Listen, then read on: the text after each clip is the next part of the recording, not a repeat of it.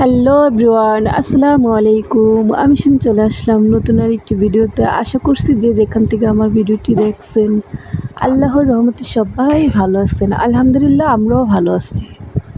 আর হ্যাঁ, আমার ভিডিওটা যার ভালো লাগবে না সেই স্কিপ করে চলে যাবেন। দয়া করে খারাপ মন্তব্য করবেন না।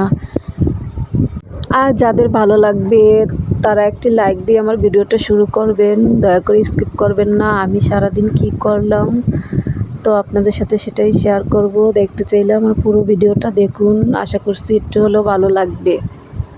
তো আমি রান্না করব আজ মোরগ পোলাও। তো দেখুন, আমি এখন ফ্রিজ থেকে মুরগিটা নামিয়ে নিলাম, ভিজিয়ে নেব। তো এই তো দেখুন আমার ওই যে হাঁড়ি কী অবস্থা। সেদিন ফিরনি রান্না করছিলাম, তো একটু গরম করতে নিয়ে আর মনে ছিল না, পড়ে গেছে। তারপর দেখুন আমার কাছে টক দই ছিল না, তো ঘরে দুধ ছিল, সেই দুধ দিয়ে একটু ভিনেগার দিয়ে টক দই বানিয়ে নিলাম। তারপর দেখুন এখানে আদা কুচি, পেঁয়াজ কুচি, রসুন কুচি সব একসাথে নিয়ে ব্লেন্ডার করে নেব। আমি আদা রসুন পেস্ট করে ফ্রিজে ফ্রোজিং করে রাখি না, এখন সাথে সাথে করি। সাথে সাথে করলে হয় কি, সেটা খেতে অনেক ভালো লাগে। তারপর দেখুন আমি এই মোরগ পোলাওটা কী উপকরণ দিয়ে রান্না করব তো দেখিয়ে দিলাম আপনাদের এখানে। দয়া করে বুঝে নেবেন। জানি সবাই কম বেশি রান্না করতে পারেন, তবু আমি কিভাবে রান্না করছি সেটাই আপনাদের সাথে শেয়ার করব। যদি কারো খারাপ লেগে থাকে তাহলে ক্ষমা দৃষ্টিতে দেখবেন। আর যদি ভালো লেগে থাকে অবশ্যই আমার চ্যানেলটা সাবস্ক্রাইব করবেন। আর যারা ফেসবুক থেকে দেখবেন তারা আমার পেজটা ফলো করবেন। তারপরে দেখুন সব রেডি করে এখন রান্নায় চলে আসলাম। এখন চিকেনটা ভেজে নিব। তো আমি একটু হালকা পরিমাণে ভাজলাম। তারপরে এখানে দেখুন সব রকমের পেস্ট করা সব কিছু দিয়ে দিলাম, আদা রসুন পেঁয়াজ। তারপরে দিয়ে দিলাম গরম মশলা, তেজপাতা। তারপরে একটু পানি অ্যাড করে দিলাম। তারপর দিয়ে দিলাম বাদাম বাটা, টমেটো সস, চিনি, টেস্টি সল্ট, টক দই, সাদা গোলমরিচের গুঁড়ো, লবণ, চিনি, তারপর সয়া সস, ভিনেগার, কেওড়া জল, তারপর গোলাপ জল সব কিছু দিয়ে দিলাম এখানে। তারপর দেখুন এই তো একটু ভালোভাবে মশলাটা কষিয়ে তারপর একটু পানি দিয়ে এখন গোশটা দিয়ে দিলাম। তারপর ঢেকে কিছুক্ষণ জাল করে নেব। তারপর দিয়ে দিচ্ছি এখানে ভাজা জিরার গুঁড়ো।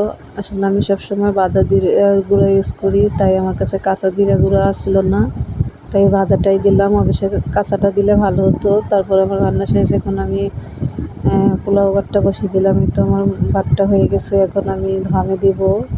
তো দমে দেওয়ার জন্য আমি রেডি করতেছিলাম। জানি সবাই পারেন এভাবে। আপনাদের কাছে আবারও আমার একটা রিকোয়েস্ট, আসলে আমি একজন নতুন ইউজার। আশা করছি আমার পাশে সবাই থাকবেন, আমার পেজটা ফলো করবেন। আর যারা ইউটিউব থেকে দেখবেন তারা আমার চ্যানেলটা সাবস্ক্রাইব করে দিবেন। এই তো আমার দমে দেওয়ার সব উপকরণ রেডি হয়ে গেছে। এখন আমি এটা ঢেকে দিয়ে তারপর দমে দিয়ে দেব। আসলে আমি সব আপুদের মতো অত ভালোভাবে গুছিয়ে কথা বলতে পারি না। যদি কারো খারাপ লেগে থাকে আবারও বলছি, আপনারা আমাকে ক্ষমা দৃষ্টিতে দেখবেন। তো আমার ভিডিওটা কেমন হয়েছে অবশ্যই আমাকে কমেন্টস করে জানাবেন। আর আমার রান্নায় যদি কোনো ভুল ত্রুটি থেকে থাকে তাহলে তাও ক্ষমা দৃষ্টিতে দেখবেন। তো এখানে আমি একটু জর্দা কালার দিয়ে দিলাম, দেখতে আর কি সুন্দর হবে। তবে এতটা সুন্দর মানে একটু সুন্দর করতে যে মানে একটু ওভার স্টেক হয়ে গেছিলো, মানে আমার জর্দার কালারটা বেশি হয়ে গেছিলো, আমি বুঝতে পারিনি। তো এই জর্দার কালারটা আমি ফার্স্ট টাইম আজকে ইউজ করলাম। তো এটা অনেক ভালো ছিল, অল্পতেই অনেক কালার আসছিলো। তো এর আগে আমি যে জর্দার কালারটা আনছিলাম সেটা কালারও হয়েছিল না, মানে অনেকগুলো দেওয়ার পরও হয়েছিল না। তো এটা মাশাআল্লাহ বেশ ভালো পড়ছে। তো আমি তো অনেক খুশি হয়ে গেছিলাম। তারপর দেখুন এই তো আমার রান্নাবান্না শেষ, এখন আমার বাচ্চারা খাইতেছে। তো এখানে সালাদ হলে একটু ভালো হতো, তবে ঘরে লেবু ছিল, পেঁয়াজ ছিল, কিন্তু এগুলো তো খাবে না, ওরা একটু শসা খায়। তো শসা আমাদের ঘরে ছিল না, আর এখানে তো দেশ গ্রামে বাজার ছাড়া পাওয়া যায় না। তো আমি শসা করতে পারি নাই, তো এমনিতেই খাইতেছে। তো আমার মেয়েটা খেয়ে বলতেছে যে আম্মু অনেক মজা হয়েছে।